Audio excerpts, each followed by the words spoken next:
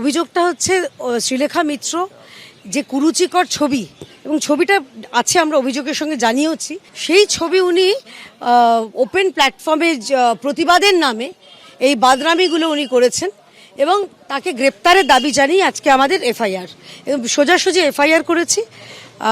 আমি অনুরোধ করেছি যিনি কর্তব্যরত অফিসার ছিলেন যে ওনাকে অবিলম্বে গ্রেপ্তার করতে হবে। গ্রেপ্তার থেকে নিজে কোনো রকম দেখে নেওয়া করে দেওয়া এগুলো আমরা মানব না।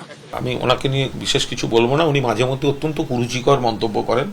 উনি হতে পারেন কোনো একটা বিশ্বাসে চলেন, উনি হতে পারেন কোনো একটা বিশ্বাসকে উনি করেন, কিন্তু প্রধানমন্ত্রীরও যে ধরনের ছবিটি করেছেন সেটা কিন্তু খুব সুরুচিকর ছবি নয়। অন্যদিকে বিধাননগর সাইবার ক্রাইম থানাতে অভিনেত্রীর বিরুদ্ধে অভিযোগ দায়ের করা হয়েছে। শ্রীলেখা মিত্র তিনি প্রধানমন্ত্রীর একটা অমর্যাদাকর, আপত্তিকর, কুরুচিপূর্ণ ছবি নিয়ে তিনি দাঁড়িয়ে সেই প্রতিবাদের মঞ্চে সামিল হয়েছে। সেই ক্ষেত্রে আমাদের একটা অভিযোগ থাকেই এবং এটা নিয়ে আমরা বিধাননগর সাইবার পিএসে একটা অভিযোগ করলাম।